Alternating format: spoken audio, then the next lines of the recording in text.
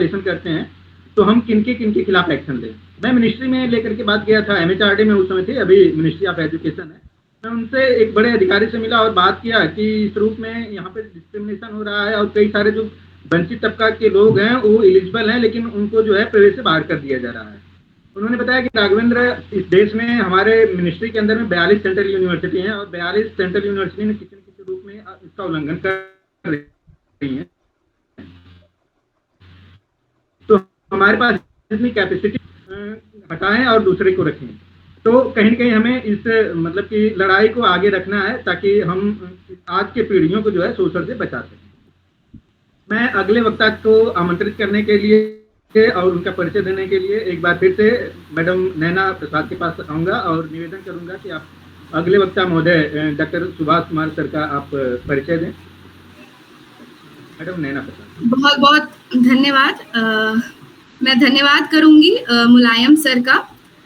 Sir ने जिस तरीके से ऐतिहासिक पृष्ठभूमियों पर बात की और बहुत तटस्थ तरीके से अपनी बात रखी और पेरियार, ज्योतिबा फूले, सावित्रीबाई फूले और कबीर जी, रैदास, संपूर्ण मध्यकालीन चीजों को लेकर बातें अपनी जो रखी, हम लाभान्वित हुए हैं उनसे।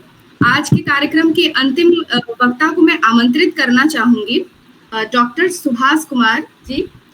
Doctor Subhash Kumar is an assistant professor of development economics in GV Pant Social Science Institute at Prayagraj. He has done his graduation from Dayal Singh College, University of Delhi. He attended his master's degree MA in Development Study from Ambedkar University, Delhi. Sir, मैं आपका अभिनंदन करूंगी एवं स्वागत करूंगी। आप आए और अपना वक्तव्य रखें। सर, आपका स्वागत है। Am I audible? Yes, sir. Okay, बहुत बहुत धन्यवाद नैना जी और राघवेंद्र जी और इंडियन रिसर्च स्कॉलर एसोसिएशन ने ये जो प्लेटफॉर्म दिया है आज 132nd birth anniversary Baba Saheb Bhimrao Ambedkar ji का जो सेलिब्रेशन चल रहा है, तो आज मुझे ये जो मौका मिला है, इस प्लेटफॉर्म को मैं बहुत बहुत धन्यवाद देता हूँ कि आज ये मौका मिला है मुझे बोलने के लिए, अपनी बात रखने के लिए। तो जो हमारे आज के मुख्य वक्ता रहे हैं प्रोफेसर भगवान दास जी, उन्होंने बहुत ही अच्छे तरीके से अपनी बात रखी। उनकी बातें सुन करके और भी सुनने को मन कर रहा था, क्योंकि जैसे समय की कुछ बाध्यता है तो सर को भी बात अपनी जल्दी समाप्त करना पड़ा। और उसके बाद मुलायम सिंह जी को हम लोगों ने सुना तो उन्होंने भी बहुत बहुआयामी पक्ष रखा। तो दोनों वक्ताओं ने बहुत ही मतलब जो बाबा साहेब के जो डिफरेंट एस्पेक्ट हैं, आयाम है, उन सभी पहलुओं पे अपनी बात रखी। तो मैं अपनी बात बहुत संक्षिप्त में ही रखूंगा, क्योंकि कार्यक्रम में भी मैं गांव में आया हूं दरअसल। तो गांव में ही अभी शाम को एक कार्यक्रम होगा घर पे ही, तो पूरे गांव के लोग सब लोग इकट्ठा होंगे, सेलिब्रेशन होगा, तो उसी में भी मुझे शामिल होना है। तो मैं जो बात कहना चाह रहा हूँ वो कि जिस तरीके से बाबा साहेब की इमेज को अभी दर्शाया गया है, दिखाया गया है, वो किसी एक एस्पेक्ट को दिखाया गया है। बाबा साहेब बहुआयामी है। खास तौर पे अगर उनका जो एकेडमिक ट्रेनिंग देखें तो वो एक इकोनॉमिस्ट के तौर पे उनकी एक पूरी हम लोग देखते हैं कि एकेडमिक डिस्कोर्स है पूरा इकोनॉमिस्ट के तौर पे। उन्होंने ब्रिटिश काल में जो एक पब्लिक फाइनेंस है, तो पब्लिक फाइनेंस पे उनका बहुत ही ज़्यादा काम है, चाहे वो सेंट्रल स्टेट का रिलेशन हो और चाहे वो प्रॉब्लम ऑफ रूपी हो, उसमें का जो गोल्ड स्टैंडर्ड का उसमें इशू जो चल रहा था, और ये आज का वो भी उस चीज़ की रिलेवेंसी आज भी उतना ही महत्वपूर्ण है। जैसे डिमोनेटाइजेशन का जब जो इशू आया अभी, तो जो पब्लिक फाइनेंस का पूरा एक डिस्कोर्स है जो कि हमारे थ्योरीज वगैरह में पढ़ाई जाती है इकोनॉमिक्स में, तो कहीं न कहीं हम लोग जो एक टेक्स्ट बुक देखते हैं तो उसमें बाबा साहेब का जो कंट्रीब्यूशन है वो ऑफिशियली तौर पे वो नहीं मिलता। तो ये बड़ा एक सोचने वाली बात है। और अगर अब जब जिस तरीके से अभी बात चीज़ें हो रही हैं, तो और नए नए शोध पत्र भी आएंगे, आ रहे हैं, तो और नई नई किताबें भी आएंगी और आ रहे हैं, तो उसमें इन सारी चीज़ों की चर्चा होगा। तो एक नया जो एक नए तरीके से एक जो इकोनॉमिक कंट्रीब्यूशन है बाबा साहेब को, उसको उजागर करने की ज़रूरत है। तो इसमें जो इकोनॉमिक वाला एस्पेक्ट है अगर हम देखें कि चाहे वो जो एक प्रॉब्लम ऑफ रूपी इट्स ओरिजिन एंड सॉल्यूशन जो बाबा साहेब ने पीएचडी का थीसिस भी था, तो उसके बेसिस पे ही जो है आरबीआई की स्थापना होती है, और आरबीआई एक सेंट्रल बैंक है भारत की, और उसी के बेसिस पे हमारा जो मॉनेटरी पॉलिसी और जो मनी एक्सचेंज है वो सारा चीज़ का डीलिंग होता है। तो ये सब अगर हम, ये इकोनॉमी का एक चीज है, और इकोनॉमिक में ऐसे बहुत सारे और भी कंट्रीब्यूशन बाबा साहब ने दिया है, जैसे कि एग्रीकल्चर जो कि हमारा प्राइमरी सेक्टर होता है। तो प्राइमरी सेक्टर में कैसे हम उसको प्रोडक्टिव बना सकते हैं, जो कि मेजॉरिटी ऑफ द जो पॉपुलेशन है वो एग्रीकल्चर सेक्टर से जुड़ा हुआ है, तो उसमें कैसे उसको प्रोडक्टिव बना सकते हैं, उसका भी सोल्यूशन बाबा साहेब ने दिया है। जब फार्म होल्डिंग के बारे में उन्होंने एक ऐसे लिखा, तो उसमें उन्होंने बहुत व्यापक तरीके से इसमें एक रूपरेखा तैयार करके दिया। और उसके बाद जो MSME small and medium enterprises जो है उसको हम कैसे बेहतर बना सकते हैं, और उसके लिए फास्ट इंडस्ट्रियलाइजेशन के जिक्र करते हैं, बताते हैं कि हमें कैसे एक रैपिड और फास्ट इंडस्ट्रियलाइजेशन करने की जरूरत है, जो कि इंडिया तभी जो इसकी एक जो मैन पावर है उसका यूटिलाइजेशन हो पाएगा, और जितना जो पॉपुलेशन है, बढ़ती हुई पॉपुलेशन है, उसको भी हम एक रोजगार दे पाएंगे। तो ये सारी चीजें जो बाबा साहब कह रहे थे, तो उन्होंने स्टेट को, यानी कि जो राज्य है, स्टेट है, उसको सेंटर में रख करके ये बात की थी कि ये जो करेगा कौन, तो ये जो स्टेट है वो उस चीज को प्रमोट करेगा, यानी कि स्टेट लेड डेवलपमेंट होगा। स्टेट के द्वारा जो स्टेट कैपिटलिज्म है उसको प्रमोट करना पड़ेगा, उसके द्वारा ही ये सारी चीजें संभव हो सकेंगी। इसी के साथ ही जो गवर्नमेंट जॉब्स हैं उसको बाबा साहेब ने ज्यादा प्रोत्साहन दिया, यानी कि गवर्नमेंट जॉब के साथ साथ जो PSU है, पब्लिक सेक्टर अंडरटेकिंग, उसके तहत बाबा साहेब का ही कंट्रीब्यूशन ये सारी चीजें हैं, जिसके वजह से 5 ईयर प्लानिंग में सारा धीरे धीरे ये सारी चीजें हमें कुछ first second third 5 year plan में ये सारी चीजें दिखती हैं। तो अब सवाल ये उठता है कि जिस तरीके से ये इतना कंट्रीब्यूशन इकोनॉमिक के फील्ड में जब बाबा साहेब ने दिया है, तो उस चीज़ों को उतना हाईलाइट नहीं किया गया, उतने सभी एस्पेक्ट को बहुत डिटेल स्टडी नहीं किया गया, और उसको आज के कॉन्टेक्स्ट में, आज का जो टाइम पीरियड है उसमें जब ये इन्फ्लेशन हो या फिर अनएम्प्लॉयमेंट रेट हो, जबकि बहुत हाई लेवल पे पहुंच चुका है, उसका सोल्यूशन ऑलरेडी है, लेकिन हम उस पाथ से डिस्ट्रैक्ट होकर के कहीं ना कहीं मार्केट इकोनॉमी की तरफ शिफ्ट हो रहे हैं। ऐसा नहीं कि मार्केट इकोनॉमी को बाबा साहब विरोध करते थे, मार्केट इकोनॉमी को सपोर्ट करते थे, लेकिन हमें पूरे तरीके से मार्केट इकोनॉमी पे डिपेंड नहीं होना है, इस बात को वो कहते थे। उन्होंने इनफैक्ट जो उनकी राइटिंग है शुरुआत में, उन्होंने इस बात पे जोर दिया कि पब्लिक सेक्टर अंडरटेकिंग के तहत ही हमें आगे बढ़ना है, उसी के तहत इकोनॉमिक डेवलपमेंट करना है।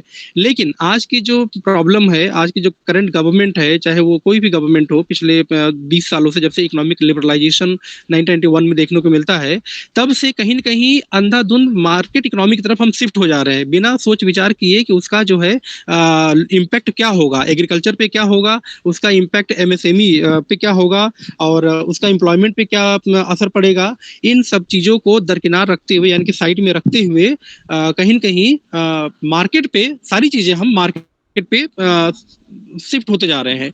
और ये सबसे बड़ा मार्केट इकोनॉमी की प्रॉब्लम हमें तब दिखती है जब हेल्थ और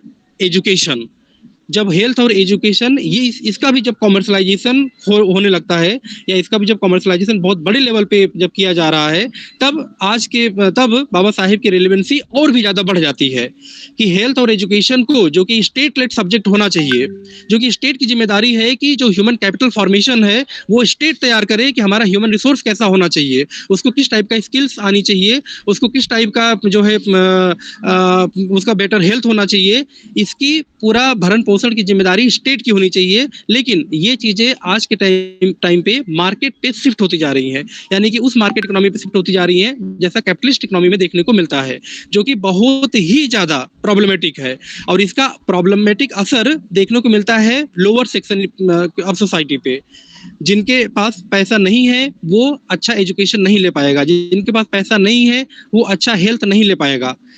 तो इस डेवलपमेंट का जो एक डिस्कोर्स चल रहा है, बहुत डेवलपमेंट विकास की जो बहुत सारी बातें हो रही हैं, लेकिन उसमें स्ट्रेटेजिकली कहीं ना कहीं एक जो मेजॉरिटी पॉपुलेशन है, उसमें SC ST OBC माइनॉरिटी जो पॉपुलेशन है, वो कहीं ना कहीं उस दौड़ में पीछे हो रही है। क्यों? क्योंकि उनके पास रिसोर्सेस नहीं है। जब रिसोर्स नहीं है तो आप मार्केट में जाकर के आप क्या परचेस करेंगे?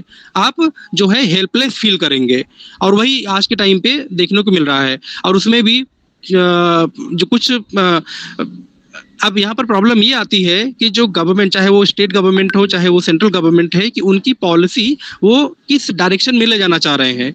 यानी कि ये सारी चीज़ें directive principle of state policy के अंतर्गत सही तरीके से सारा चीज़ कॉन्स्टिट्यूशन में लिखा गया है, लेकिन इस चीज़ को इग्नोर किया जा रहा है और स्टेट की जो जिम्मेदारी होनी चाहिए वो कहीं ना कहीं स्टेट अपनी जिम्मेदारी ना निभा करके उस चीज़ को मार्केट पे छोड़ दे रहा है। जब मार्केट पे छोड़ दे रहा है तो उस लोग जो हेल्पलेस हो रहे हैं और एक मिस गाइडेड और मिस डायरेक्शन, दूसरे एक गलत डायरेक्शन में लोग मूव कर रहे हैं। तो अब ऐसे सिचुएशन में बाबा साहेब की रिलेवेंसी बहुत ही ज़्यादा बढ़ जाती है और जो इनका इकोनॉमिक कंट्रीब्यूशन है उन सभी पहलुओं पे हमें फिर से एक रिसर्च करने की ज़रूरत है और ज़्यादा से ज़्यादा हमें जो उनकी बातें हैं कि हमें पूरे राष्ट्र के लिए, नेशन के लिए कितना सही रहेगा और कितना अच्छा रहेगा, उस चीज को कॉन्टेक्स्ट में ध्यान में रखते हुए उनकी बातों को हमें फिर से रिसर्च करने के और उसको मेन स्ट्रीम में लाने की जरूरत है, उस पर डिस्कशन करने की जरूरत है ताकि उसके तहत पॉलिसी की निर्माण हो सके। जब उसके तहत पॉलिसी का निर्माण होगा तब उसका बेनिफिट जो है आम जनता को, यानी कि जो वंचित समाज के लोग हैं, SC ST OBC माइनॉरिटी, उनका विमेन, उनको उसका बेनिफिट मिल पाएगा। तो और दूसरी बात मैं ये भी कहना चाह रहा हूँ कि बाबा साहेब को किसी एक खास पक्ष के लीडर के तौर पे देखा जाता है, जो इमेज अब तक बनी है, लेकिन बाबा साहेब एक इकोनॉमिस्ट, एक एंथ्रोपोलॉजिस्ट, जूरिस्ट, रिफॉर्मर, उनके बहुत आयाम है। तो बहुत सारे और भी आयामों पे बात होना शुरू हुआ है, लेकिन जो एक सबसे मिसिंग पॉइंट है जहां तक मुझे लगता है कि इकोनॉमिक वाला जो एस्पेक्ट है उस पे बहुत ज़्यादा रिसर्च की जरूरत है और उसमें बहुत ज़्यादा बड़े बड़े सेमिनार, कॉन्फ्रेंस कराने की जरूरत है। और जितनी भी राइटिंग बाबा साहेब ने इकोनॉमिक में कंट्रीब्यूशन दिया है तो उस चीज़ को, उसकी रिलेवेंसी क्या हो सकती है और कैसे वो हमारे आज के टाइम पे इम्पोर्टेंट है, उस पर बहुत सारा बात करने की जरूरत है। तो कहीं ना कहीं इकोनॉमिक्स के तौर पे, और वो भी बाबा साहेब उस टाइम पे बात कर रहे थे जब बड़े, जैसे केन्स जिन्होंने पूरे वर्ल्ड इकोनॉमी को चेंज कर दिया, कैसे उन्होंने कैपिटलिस्ट इकोनॉमी में जो गवर्नमेंट का जो रोल होना चाहिए, यानी जो क्लासिकल इकोनॉमिक्स था, क्लासिकल इकोनॉमिक्स को केन्स ने पूरा चैलेंज करके गवर्नमेंट लेड इंस्टीट्यूशन और गवर्नमेंट सपोर्टेड जो पूरा फाइनेंस, ये सारी चीजें होनी चाहिए, टैक्स रिफॉर्म, ये सारी चीजें वो लाए थे बाबा साहेब। उनको भी चैलेंज करके गोल्ड स्टैंडर्ड की बात किया था, जो जिसकी वजह से फिर हमारा RBI ये सब सारी स्टैब्लिश हुआ और हमारा जो फाइनेंसेस है वो सही दिशा में, और फाइनेंस कमीशन जैसे जो कि हर 5 ईयर पे स्टैब्लिश होता है, वो सारी चीज़ें सही तरीके से फंक्शन करने लगी। तो कहीं ना कहीं इकोनॉमिक एस्पेक्ट को हमें और ज़्यादा एक्सप्लोर करने की ज़रूरत है और बाबा साहेब को एज ए इकोनॉमिस्ट के तौर पर भी हमें एक ऑलरेडी वो स्टैब्लिश्ड है, उनको हमें नए सिरे से बात करने की जरूरत है। तो मैं इन्हीं बातों के साथ अपनी बात को विराम दूंगा, क्योंकि एक कार्यक्रम अभी यही गांव में ही, घर पे ही होना है, तो सब लोग वेट कर रहे हैं। तो मैं क्षमा चाहूंगा कि मैं और भी बहुत कुछ बोलना चाह रहा हूं, लेकिन मुझे समय की वजह से मुझे अपनी बात समाप्त करनी पड़ेगी। बहुत बहुत धन्यवाद। बहुत बहुत आभार डॉक्टर सुभाष कुमार सर। राघवेंद्र जी क्वेश्चन आंसर के लिए इनवाइट करिए और आपके इच्छा को राघवेंद्र जी क्वेश्चन आंसर के लिए। कार्यक्रम, हर कार्यक्रम का एक अपना मतलब समय होता है और उस परिधि में हमें सब कुछ हैंडल करना होता है। निश्चित रूप से अब जो है डॉक्टर अम्बेडकर के जो आर्थिक विचार थे या जो उनका अर्थव्यवस्था में कंट्रीब्यूशन था, वो चाहे RBI का रहा हो, चाहे उसके अलावा कई सारी चीजें थी, प्रॉब्लम ऑफ रुपी कर रहा है, जो पहले गोल्ड लेकर के एक हम विनिमय करते थे और उसके बाद से एक स्टैंडर्ड रुपी आया और हम किसी भी चीज़ के बदले में 1 रुपया देते हैं या पैसा देते हैं और फिर हम जो है विनिमय करते हैं, इन चीज़ों पे था। और निश्चित रूप से डॉक्टर अम्बेडकर के ऊपर अभी तक जितना डिस्कोर्स हुआ है या जितनी बातें हुई है, सबसे ज़्यादा सोशल या सोशियोलॉजी को हम मतलब कैप्चर करें तो हुई है कि सोशियोलॉजी में इनके ऊपर काफ़ी काम हुआ है, पॉलिटिकल साइंस में भी कुछ हुआ है, लेकिन इकोनॉमिक्स में लगभग नहीं के बराबर काम हुआ है, जबकि हमें इसके ऊपर ध्यान देने की जरूरत है और इस पर काम करने की जरूरत है। डॉक्टर अम्बेडकर का आर्थिक योगदान बहुत बड़ा है। अभी उस पर हम सबको, जो आज के एकेडमिशियंस हैं, उन्हें सोचने की जरूरत है कि हम डॉक्टर अम्बेडकर के ऊपर रिसर्च करें और उनकी जो चीज़ें हैं, जो उनके द्वारा दिखाए गए रास्ते हैं, उनको मेन स्ट्रीम में ला करके उसको इम्प्लीमेंट करें, ताकि इस देश का मेरी जो है आवाज आ रही है, मतलब कि क्वेश्चन ले लीजिए पार्टिसिपेंट्स के। मिस्टर विकास आप कुछ कर रहे हैं?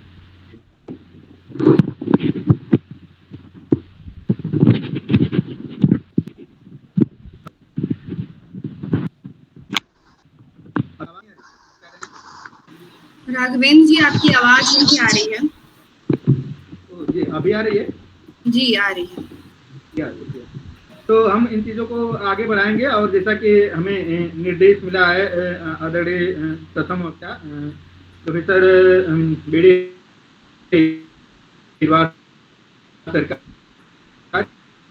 के इस तरह की चर्चा पर करेंगे, तो हम आपको आश्वस्त करते हैं कि यह प्लेटफॉर्म इस रूप में और अग्रसर होगा और तेजी से होगा और बड़े पैमाने से होगा। मैं इस प्रोग्राम को अंतिम मोड़ पर ले जाते हुए मैं अंत में निवेदन करूंगा मिस्टर गणेशी लाल जी का और धन्यवाद ज्ञापन करूंगा। राघवेंद्र जी, अगर क्वेश्चन आंसर तो ले लीजिए। कोई सवाल हो जी, अगर सवाल क्वेश्चन आंसर सेशन अगर हो जाए राघवेंद्र जी। जी ठीक है, आभार। मैं आप सभी श्रोतागण से निवेदन करूंगा कि जिनके पास भी क्वेश्चन है वो अपना माइक को ऑन करें और अपनी बात को रखें, अपना सवाल पूछें। जी, मैं एक चिंतन के लिए प्रश्न छोड़ रहा हूँ, आप लोगों के लिए चिंतन करिए। तो मैं नहीं सर कर सकता उस पर, मैं एक छोटा सा अल्पज्ञानी विद्यार्थी हूँ। जैसा डॉक्टर सुभाष कुमार जी ने कहा है कि वर्तमान बीडी सर 1975 में बीडी सर पहले पार्टिसिपेंट्स के क्वेश्चन ले लें तो ज्यादा सही रहेगा, फिर हम लोग डिस्कशन कर लेंगे। ओके। किसी पार्टिसिपेंट्स का कोई क्वेश्चन हो, कुछ डाउट हो, कुछ भी, तो आप पूछ सकते हैं रिगार्डिंग दिस लेक्चर सीरीज। जो भी पार्टिसिपेंट्स जुड़े हैं उनमें से किसी भी पार्टिसिपेंट्स का कोई क्वेश्चन हो।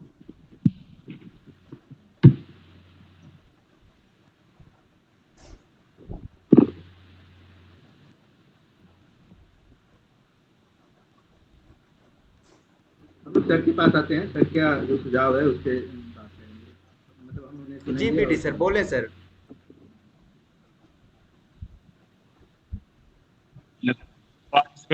क्वेश्चन नहीं है।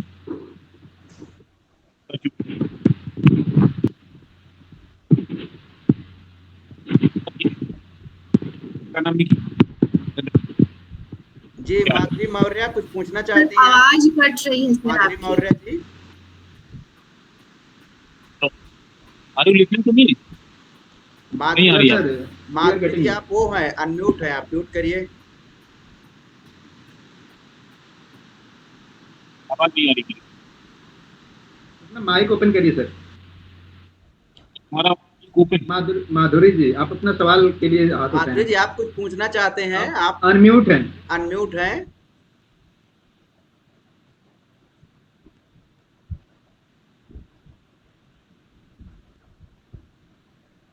तो आप म्यूट हैं सर, आप अपने आप को अनम्यूट करिए।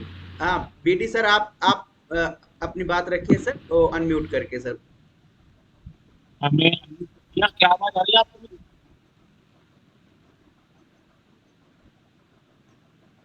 आप लोग क्या मेरी आवाज? जी हाँ सर, हम तो सुन रहे हैं आपको। संविधान संस्कृत किया हमें सब प्रियम्बल आज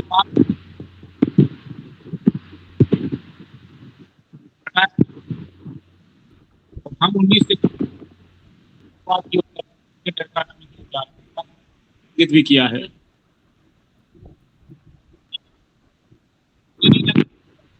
वो जो वैश्विक उससे हट स्थिति में समाज का है जो प्रभाव पड़ना है, रिस्क